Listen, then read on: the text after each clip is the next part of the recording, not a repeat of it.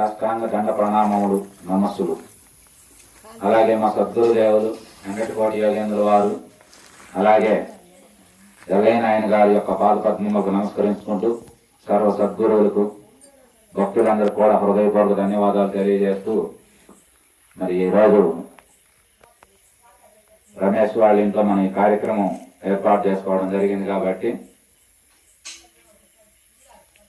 రమేష్ పద్మ మరి ఈరోజు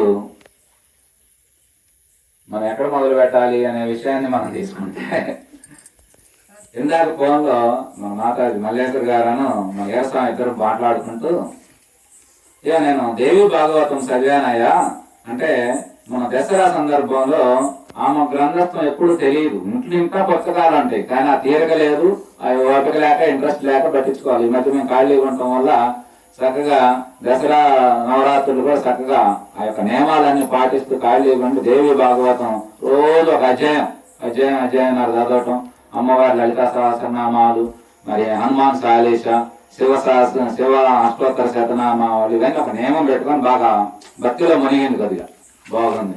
కానీ అమ్మవారి యొక్క దేవి భాగవతం చదువుతుంటే అందులో మనకి దేవి భాగవతం ఎలా ఉంటుందంటే, ఈ సృష్టి మొత్తానికి మూలశక్తి అమ్మవారి, అందులో ఏం అనుమానం లేదు. ఆ మూలశక్తి అమ్మవారు త్రిమూర్తులకు కూడా ఆధారం అయ్యి ఉన్నది. అక్కడ దేవతలందరూ కూడా అమ్మని ఆరాధిస్తూ ఉంటారు. ఏ ఆపదలు వచ్చినా అమ్మవారు ఒక్కొక్క సందర్భంలో ఒక్కొక్క రూపం వచ్చింది. ఆ రూపాలకి అనేక రకమైన పేర్లు వచ్చినాయి. మనకి దుర్గా వచ్చిన ఇంకొక పేరు ఏ పేరు వచ్చినా అట్లా వచ్చింది. కానీ అందులో ఫీల్ అయింది ఏమిటంటే, అమ్మవారి తప్ప ఏం లేదు కదా, అమ్మవారే కదా అంతా అని ఫీల్ అయింది. రైట్, ఇది కరెక్టే.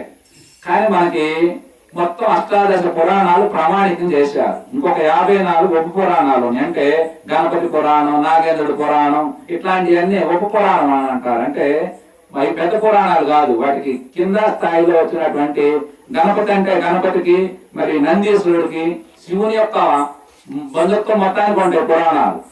అట్లా వచ్చిన మన పురాణాల్లో ముఖ్యమైన 18 పురాణాలు మనకు ప్రామాణికం. పురాణం అంటే ఏమిటంటే పురాతనమైనది, అది ఎప్పటిదో తెలియదు. పురాతనం అంటే అంత ప్రాచీనమైనటువంటిది అయ్యా. పురాణాలు అంటే ఏమిటంటే రామాయణం, భారతం, ఇతిహాసం అంటే చరిత్ర అంటే ఏమిటి? చరిత్ర అంటే నడియాడినటువంటిది. ఇప్పుడు మన ఊర్లో మీరు కొంతమంది గురువుల పేర్లు చెప్తా ఉంటారు.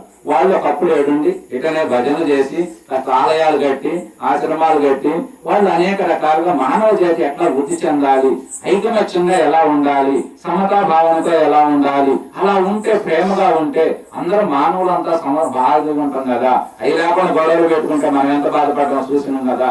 ఇలా లేకుండా అందరూ ఉంటే బాగుండని వాళ్ళు నడియాడి మంచిని బాగా పెంచడానికి, వాళ్ళు సంతోషంగా ఉంటూ నలుగురు సంతోషానికి ఉపయోగపడే విధంగా తయారు చేశారు. దాన్ని చరిత్ర అంటారు. అంటే ఆ మనిషి నడియాడినటువంటి స్టోరీ మొత్తం రాసుకొస్తే దాన్ని చరిత్రగా చెప్తాం. అలా మనకు రామాయణం, భారతం మనకి దృశ్య కావ్యం. అంటే దృశ్యం అంటే ఏమిటి? చూసేదాన్ని దృశ్యం అంటాం. అంటే కావ్యం అంటే ఏమిటి? రచనే, కానీ అవి ఆచరించి మనందరికి ఆదర్శంగా చూపించినటువంటిది రామాయణం, భారతం. ఇది అంత గొప్ప చరిత్రలు అన్నమాట. అయితే అలాంటి చరిత్రలో మనకి ఈ పురాణాలు, ఈ 18 పురాణాలు మనకి ఏం చెబుతున్నాయి మనకంటే, 18 పురాణాలు కూడా మన హరిహరులు ఇద్దరిని కీర్తిస్తా ఉన్నాయి. హరి ఎవరు? శ్రీమన్నారాయణమూర్తి, విష్ణు దేవదేవుణ్ణి, అలాగే మరి శివ మహాదేవుణ్ణి. వీళ్ళిద్దరినే కథానాయకులుగా పెట్టి, అందులో విష్ణు పురాణం చదివిన అనుకోండి మొత్తం విష్ణుమూర్తి ఉన్నట్టు కనపడింది. అసలు ఆయనే శివుడు కూడా ఏమన్నా, అందరూ కూడా ఆ విష్ణువుకే నమస్కారం పెట్టేవాడు, విష్ణువు యొక్క స్థితిలోనే కొనసాగుతూ ఉంటుంది. అట్లాగే శివపురాణం చదివిన అనుకో శివుడే కథానాయకుడుగా ఉంటాడు. ఎందుకని మనకి మరి ఆ పురాణంలో అమ్మవారు ఉన్నది, ఈ పురాణంలో మరి విష్ణుమూర్తి ఉన్నాడు, ఆ పురాణంలో శివుడు ఉన్నాడు. ఏమిటి మరి మనకి మామూలు వాళ్ళకి ఏమిటంటే అర్థం కాదు. ఇదేమిటి పురాణాలు అంత విష్ణువేగయ్యా అని మనకి ఒక 600-700 సంవత్సరాల క్రితం కూడా, అంటే ముస్లింస్ మన దేశానికి రాకముందు కూడా మనకి హరిహరులు ఇద్దరికి ఆయన అడ్డబొట్టు, నిలువబొట్టు, ఆయన వాళ్ళు రాక్షసులు, వీళ్ళు బ్రాహ్మణులు అని చెప్పి మన హైందవుల్లోనే 2 తెగలుగా, అంటే వైష్ణవ శైవం 2 తెగలుగా గొడవలకి తార్చేలి, కొన్ని సందర్భాలు కొట్టుకున్నాయని రకరకాల జరిగింది. ఎందుకంటే మా పురాణం, మా స్వామివారు చెప్పిందే గొప్పదైతే అన్నారు. తర్వాత మనకు అసలు అందులో సారాంశం ఏమిటని మనం చూసామనుకోండి, ఇప్పుడు మనం రమేష్ వాళ్ళ ఇంటికి వచ్చాం. మనందరం ఎవరిని? భక్తులు అతిథులు. రాగానే అయ్యా నమస్కారం అయ్యా అన్నాడు. నమస్కారం అంటే అప్పుడు అర్థమైంది మనం ఏదో పెద్దవాళ్ళమే, ఆయన తక్కువడని కాదు. అలాగే ప్రతి పురాణంలో ఏముంటదంటే, అమ్మవారి పురాణం అయితే అమ్మవారే కథానాయిక. ఇప్పుడు మీ ఇంటికి నువ్వే కథానాయిక కదా. అట్లాగే అమ్మవారి యొక్క పురాణం చెప్పేటప్పుడు అమ్మవారి యొక్క ఔన్నత్యం మొత్తం సందర్భాన్ని బట్టి అమ్మవారు ప్రదర్శించిన లీలా మహిమలు అనుష్ఠానం మొత్తం కూడా మనకి అమ్మవారి పురాణం ద్వారానే చెప్పబడుతుంది. అప్పుడు అందరూ కూడా దేవతలు కూడా ఏ అవసరం వచ్చినా, విష్ణుమూర్తి అయినా శివుడైనా బ్రహ్మదేవుడైనా వాళ్ళు పోయి అమ్మవారికే నమస్కరించేవాడు. నమస్కరించి అమ్మ ఈ కార్యక్రమాలు అంటే ఆయన అమ్మవారి యొక్క ఉన్నతిని చెప్పేవాడు. అట్లాగే విష్ణుమూర్తి పురాణాల్లోకి వచ్చేసరికి అవి కూడా ఆయన అలానే కీర్తిస్తా ఉంటాయి. అంటే అప్పుడు అమ్మవారి ఏదో తక్కువ, లేకపోతే అయ్యవారు ఎక్కువ, ఈ పురాణాలు ఎక్కువ అని కాదు.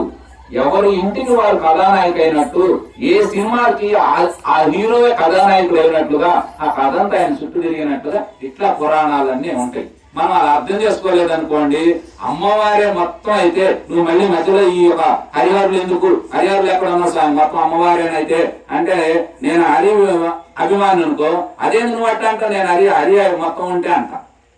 ఇట్లా వాదనలు అవుతాయి. అర్థం చేసుకోవాల్సింది ఏంటంటే ఆ సందర్భాలను బట్టి ఆయా సందర్భాల్లో ఆయా స్థితుల్లో వాళ్ళు గొప్పవాళ్ళుగా ఉన్నదాన్ని కీర్తించడమే తప్ప మొత్తం సమానమైనటువంటిది అర్థం చేసుకోవాలి. ఇప్పుడు మేము మీ ఇంటికి వస్తే మేము అతిథులు, మీరు మా ఇంటికి వస్తే అతిథులు, అంతే కదా. నమస్కరిస్తాం, గౌరవిస్తాం, పాదాలు పట్టుకుంటాం, రకరకాలుగా ఇంకా మర్యాదలు అనేక రకాలుగా చేస్తాం. చేసిన అంటే నేను ఏదో గొప్పవాడిని నువ్వు తక్కువ అని కాదు, నువ్వు ఇంటికి వచ్చిన సందర్భాన్ని బట్టి జరుగుతూ ఉంటది. కాబట్టి ఈ విధానంలో మన పురాణాలన్నీ కూడా అట్లా హరిహరుల్ని కీర్తిస్తా ఉన్నాయి. ఇట్లా ఈ హరిహరులే మనకి ప్రధాన కథానాయకులు. అందుకనే శ్రీమన్నారాయణమూర్తి ద్వారా వచ్చినదే ఈ యొక్క వైష్ణవ సాంప్రదాయం అనేది నిలువబొట్టు కావచ్చు, కట్టు బొట్టు, ఆ సాంప్రదాయాలన్నీ ఉన్నతమైనటువంటి హరిని మించినటువంటిది ఏమీ లేదని వేదం, పురాణాలు, ఇతిహాసాలు, విష్ణుమూర్తి యొక్క హంసతో వచ్చినటువంటి శ్రీకృష్ణ భగవాను భగవద్గీత, ఇవన్నీ మనకు శాస్త్ర ప్రమాణాలు. అట్లాంటి ప్రమాణాలు ఏం చెప్తున్నాయి అంటే హరిని కీర్తించండి, హరిని పట్టుకోండి, ఇది భక్తి. తత్వం వాడేది ఏమిటంటే, తత్వం అంటే జ్ఞానం.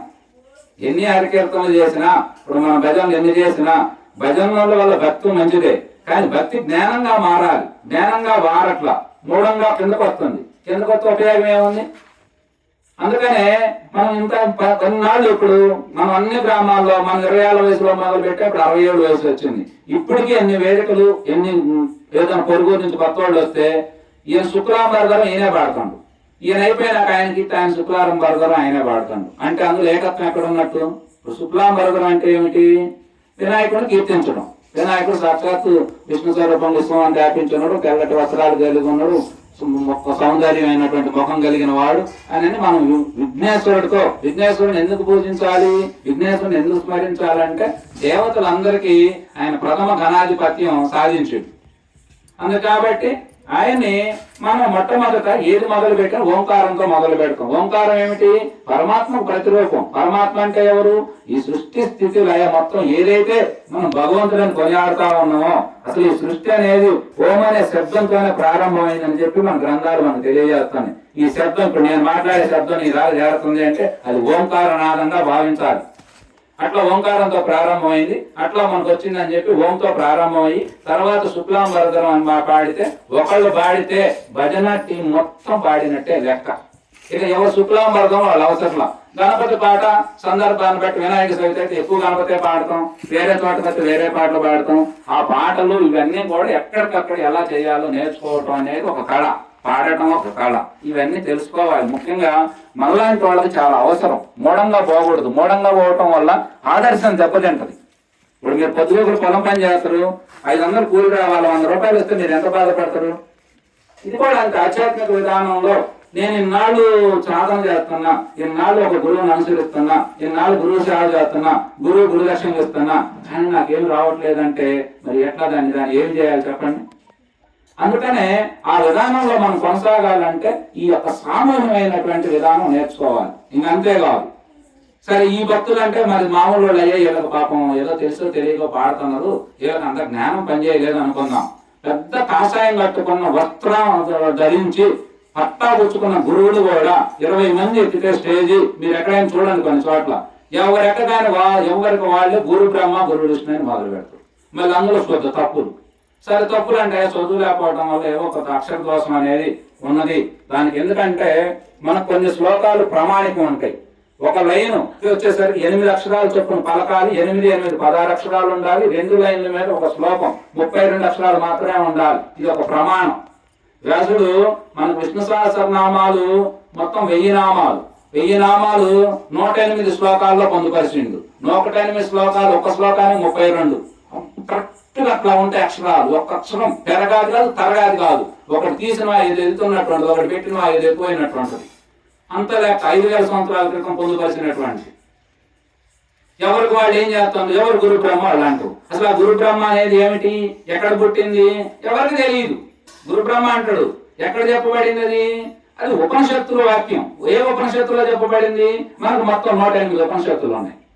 108 ఉపనిషత్తుల్లో సుఖోపనిషత్తు అనే ఒక ఉపనిషత్తులో, అందులో ఉపనిషత్తులన్నీ ఎలా ఉంటాయంటే గురువు శిష్యుల యొక్క సంభాషణ. కఠో ఉపనిషత్తు ఉన్నది. కఠో ఉపనిషత్తులు ఏమిటంటే నచికేతుడు అనేటువంటి ఒక భక్తుడు యమధర్మరాజుతో జరిగిన సంభాషణ అంతా ఉంటుంది అందులో. ఈ ఉపనిషత్తులన్నీ అలానే ఉంటాయి. గురువుల ద్వారా, భక్తుల ద్వారా, దేవుళ్ళతో సంభాషణలు ఇవన్నీ ఉంటాయి. సరే, ఈ సుఖోపనిషత్తు ఎక్కడ? 108 ఉపనిషత్తులు అదొక ఉపనిషత్తు. ఆ ఉపనిషత్తులో ఒక వేదధర్ముడు అనేటువంటి వేదధర్మ మహర్షి అనేటువంటి గురువు గారు మరి అంకుక మహర్షి అనేటువంటి శిష్యుడికి ఇద్దరికి జరిగినటువంటి సంభాషణ. అంటే ఆ గురువు గారు ఏం చేశాడంటే చక్కగా ఈ యొక్క శిష్యుడికి ఈ బ్రహ్మ విద్య జ్ఞానం, అపర విద్య, బ్రహ్మ విద్య ఇవన్నీ బోధించడం జరిగింది. అయిపోయింది, విద్యాభ్యాసం పూర్తి అయిపోయింది. అయ్యా అంకోరాము, నీ విద్యాభ్యాసం పూర్తయింది. నువ్వు ఇంటికి వెళ్ళి చక్కగా, మనకు ఎలా చదువుతారంటే గురువులు, ఇంటికి వెళ్ళి నువ్వు సంసారం పట్ల నీకు ఆసక్తి ఉన్నట్లయితే నువ్వు సంసార గృహస్థుడుగా గృహస్థాశ్రమాన్ని పాలించి చక్కగా కుటుంబం మళ్ళీ మానవ జీవితాన్ని వృద్ధి చెందాయా, తప్పులేదు. లేదు నీకు సంసారం పట్ల ఎట్టి వ్యామోహం లేకపోతే నువ్వు సన్యాసం తీసుకో, చక్కగా ఇట్లా బ్రహ్మజ్ఞానాన్ని ప్రజలకు బోధిస్తూ భక్తులుగా మార్చుకుంటా పో అని చెప్తారు. అలా చెప్పిన తర్వాత ఆయన సరే నాయన వెళ్తానన్న అన్నాడు. అన్న తర్వాత ఆయన సరే ఏమో రోజులు ఉన్నాగా ఒక్కరోజు సాయంత్రం రేపు పొద్దున వెళ్తారు, ఇవాళ ఎటు పొద్దుపోయిందిగా అని అన్నాడు. సరే అనుకున్న తర్వాత ఆ రోజు ఉన్నాడు. ఆ రోజు ఉన్న తర్వాత పొద్దున్న లేవగానే గురువు గారికి పక్కన ఏదో పని ఉంది. పని ఉన్నప్పుడు ఆయన ఏం చేశాడంటే, ఆయన నేను పలానా ఊరు వెళ్ళి రావాలని నాకు పని ఉంది, నేను వెళ్తానా అని చెప్పి ఆయన వెళ్ళిపోయాడు. ఆయన వెళ్ళిపోయిన తర్వాత ఏదో గురువు గారు లేడు, గురువు గారు వచ్చి నాకు చెప్పుకుంటే బాగుంటుందని ఆయన ఆడే ఉన్నాడు. ఉండి ఆయనకు ఒక ఆలోచన కలిగింది. ఇన్ని రోజులు ఉన్నాం కదా, ఆయన సంఖ్యాశాస్త్రం ఇవన్నీ రకరకాల శాస్త్రాలు, మనకు 6 శాస్త్రాలు ఉన్నాయి, అవన్నీ ఆయన నేర్చుకున్నాడు. నేర్చుకున్న తర్వాత ఆయనకి ఏమనిపించిందంటే మా గురువు గారు, ఆయన భవిష్యత్తు కూడా తెలుసు అన్నమాట. మా గురువు గారితో మరి ఇన్నాళ్ళు ఉన్నాడు మహానుభావుడు, అసలు ఆయన జాతకం ఎట్లా ఉందో ఏదో చూద్దామని చెప్పి ఆయన ఏం చేసిందంటే ఆయన జాతకం, సంఖ్యాశాస్త్రంలో ఆయన జాతకాన్ని ఒకసారి పరిశోధన చేసింది. పరిశోధన చేసిన తర్వాత ఆయనకి ఏమనిపించిందంటే గురువు గారు ఇంకొక వారం 10 రోజులు ఆయన కుష్ఠవ్యాధితో బాధపడతాడని తెలిసింది. ఆయన తెలిసిన తర్వాత అప్పుడు ఇదేంది మా గురువు గారికి ఇలా కావటం ఏమిటి అనేది ఆయన అనుకున్నది నిజమే, అది అవుతుంది అంతే. ఎందుకంటే ఆ శాస్త్ర ప్రమాణం అది అవుతుంది కదా, దీన్ని ఎట్లా మనం ఏం చేయాలా అని ఆలోచిస్తే పాపం మదన పడతాం. గురువు అంటే తండ్రి కంటే గొప్పగా ఆలోచిస్తాం కదా, ఆయన కూడా మనసు పాపం తల ఉంచుకొని అట్లా కూర్చోండి. గురువు గారు వచ్చండి, ఏదా ఇంకా పాలేదు అన్నాడు.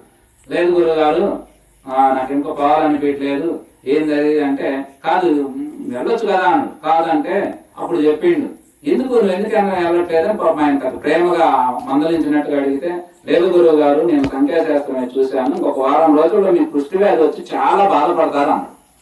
ఆయన సరే ఏది జరిగినా చేసేది ఏముంది, దేహానికి అనేది ఎవరికైనా అది తప్పేదేం కాదు కదా, వస్తే రాని మనం ఏం చేద్దాము, అయినా నువ్వు చేయగలిగేది మాత్రం ఏముంది, నువ్వు వెళ్ళొచ్చు కదా అన్నాడు.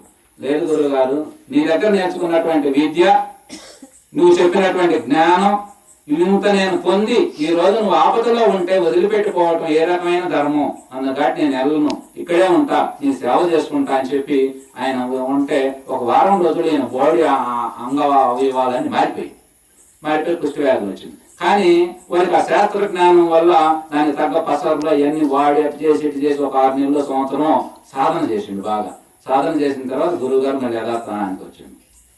యథాస్థానానికి వచ్చే ముందు గురువుగారు ఎల్లమనుడు, గురువుగారు బాధల్లో ఉన్నాడు. బాధల్లో ఉన్నప్పుడు మధ్య మధ్యలో నువ్వు ఏం ఇది ఇట్లా ఉంటుందిలే నువ్వు పో అన్నాడు.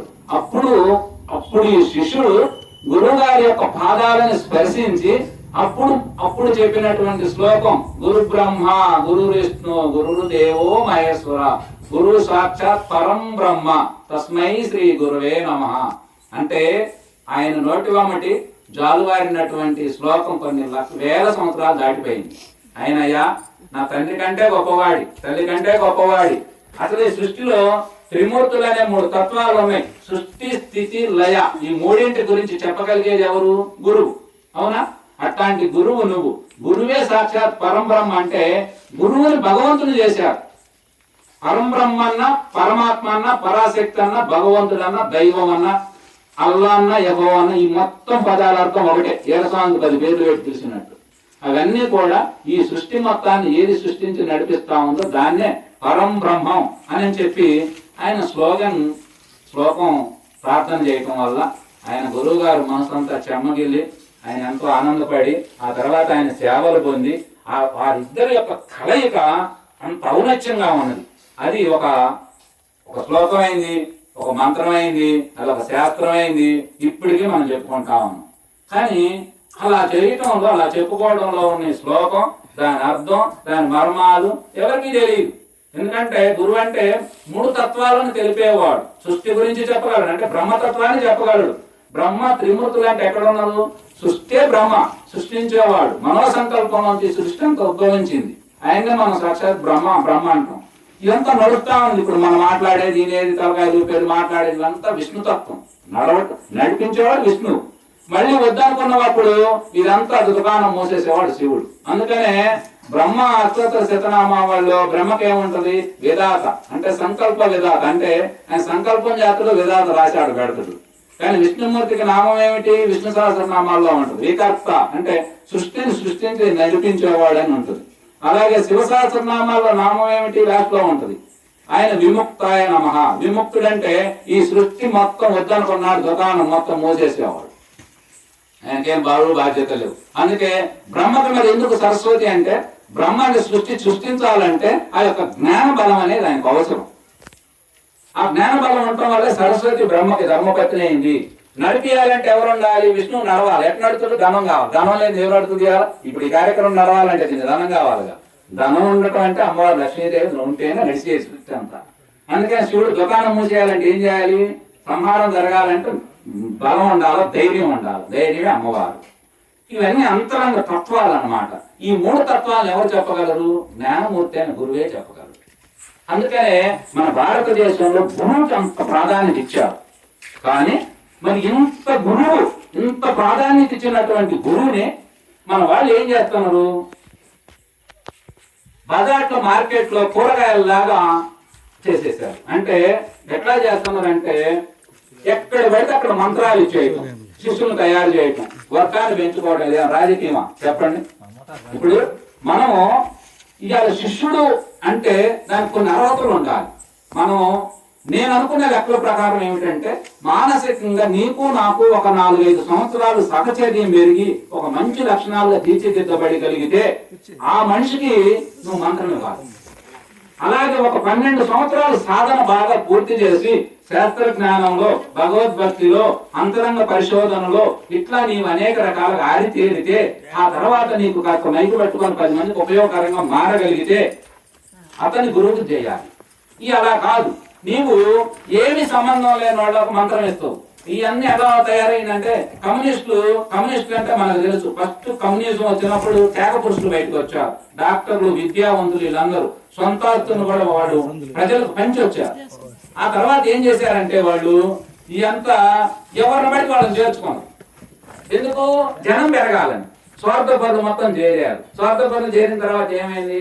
ఇవాళ నక్సలిజం, కమ్యూనిజం అనేది కనుమరుగు. అసలు కమ్యూనిజం అనేది ఇక లేదు. రానున్న రోజు పుస్తకాలు చదువుకోవడం, రేపు ఫిబ్రవరి కల్లా తీసేస్తామని పూర్తిగా ఇప్పటికే వెళ్ళిపోతారు. చాలా వరకు అయిపోయింది. ఎందుకు పోయింది? ఎవరిని బట్టి వాళ్ళకి అర్హత లేకుండా ఇవ్వకూడదు. అర్హత లేకుండా ఇచ్చేస్తా ఉన్నారు.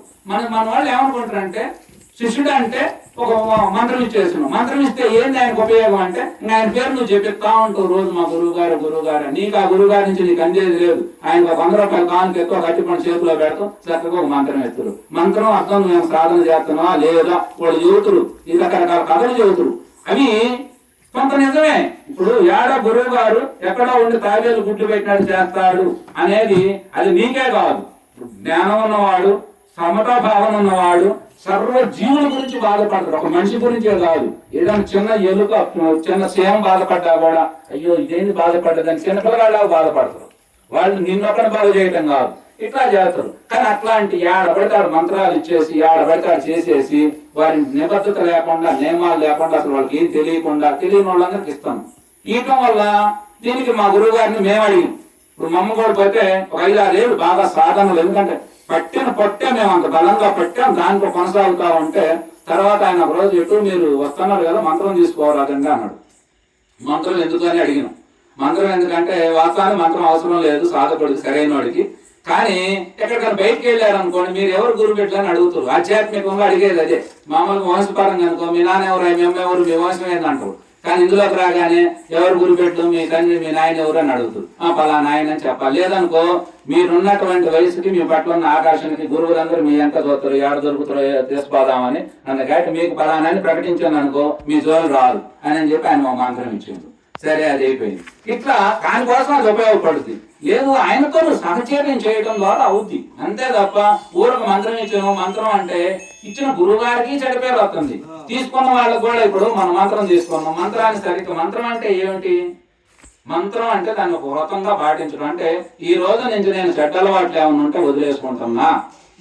మనం చిన్న చిన్న అనేసి గృహస్థులు కొన్ని వెసులుబాట్లు ఉంటాయి, అవన్నీ చేసుకోవాలి. కనపడే తప్పులన్నా కాని రాకుండా చేయకుండా ఉండటం. ఇట్లా ఒక దాంట్లో కొద్దిగా పట్టు ఉండాలి. పట్టు లేకుండా ఏడబడితే ఆడిచ్చేస్తాము. ఏడబడితే ఇచ్చితే ఉపయోగం ఏముంది? దానివల్ల నాకు 400 మంది ఉన్నారు, 500 మంది శిష్యులు ఉన్నారు. ఉంటే ఏం చేసినావు? ఒక్క గురువు, ఒక్క జ్ఞానం తయారు చేసినావు ఏమన్నా? మరి నువ్వు చేయగలిగితే నువ్వు చేయొచ్చుగా. అసలు నీ దగ్గర చెప్తుంటే నీ కుటుంబంలో చేయొచ్చుగా. ఇప్పుడు ఇంత గొప్పది నేను మా అబ్బాయిని చేయొచ్చుగా. మీ అందరికి పట్ల ఎందుకు ఊరికి ఆరాట పడతాం?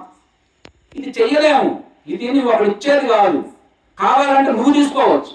కింద ఉన్న శిష్యుడు కావాలంటే ఇప్పుడు ఫోన్ పెడితే సాయంత్రానికి రేపు పొద్దుగా 50 మంది గురువులు పెంచవచ్చు. కానీ 4 శిష్యులు తయారు చేయలేం. ఎందుకంటే మీరు ఆలోచించండి, శాస్త్రం ఇప్పుడు బ్రహ్మం గారు ఉన్నాడు. బ్రహ్మం గారు ఎంతమందిని తయారు చేసిండు? ఎంతమంది భక్తులు తయారు చేసిండు? భక్తులు తయారు చేయొచ్చు, శిష్యులు ఒక సిద్ధని తయారు చేసేసరికి ఆయన జీవితం జరిపోయింది. అవునా? కృష్ణుడు ఒక అర్జునుడు కూడా ఆయన తయారు చేయాలి. ఆయన ఎందుకంటే ఆయన సొంత బామర్దులు వాళ్ళు కలిసి ఉంటారు, సమకాలికులు. ఆయన కూడా ఒక వ్రతం నెత్తగలిగినటువంటి వాడు అర్జునుడు, సత్యవాక్య పరిపాలకుడు. ఆయన అంత నిబద్ధత కలిగినటువంటి వాడు. అందుకని ఆయన సందర్భం చూసి ఆయన చిత్తంలో కిత్తనం వేసిండే తప్ప భగవద్గీత ఆయనకి మొహత ఆయనకి బోధించిండే కానీ ఆయన శిష్యుడు కూడా కాదు. కానీ మరి ఇట్లా మరి ఇవన్నీ చేస్తా ఉన్నారు. సరైన శిష్యులు మంత్రాలు ఇచ్చినాం. ఇక గురువు సంగతి ఏమిటి? గురువు అంటే ఏమిటి దృష్టిలో? గురువు అంటే వేషమా?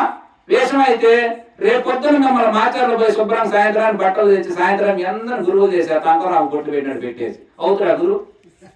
చెప్పండి, మీరు ఆలోచించాలి. మనందరం గురువు అంటే ఎవరు?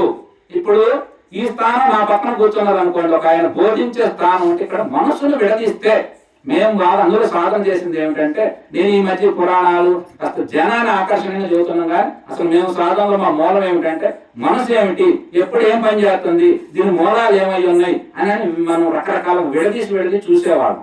ఇప్పుడు మనం ఇక్కడ చదువుతున్నాం. ఈ క్షణాన్ని వచ్చి ఇప్పుడు నేనే ఉన్నా, సపోజ్ ఇప్పుడు నేను చెప్తున్నా, ఈ క్షణం నేను జ్ఞానమూర్తిగా మారినప్పుడు ఎవరో వచ్చి నమస్కారం పెట్టాడు. ఆయన గురువు గారు పెట్టబాకండి అంటే గురువు అంటే ఎవరు? ఇప్పుడు వాళ్ళు పెట్టింది ఎవరికి? చెబుతున్నటువంటి జ్ఞానానికా, దేహానికా? దేహానికి కాదు, జ్ఞానానికి. అవునా?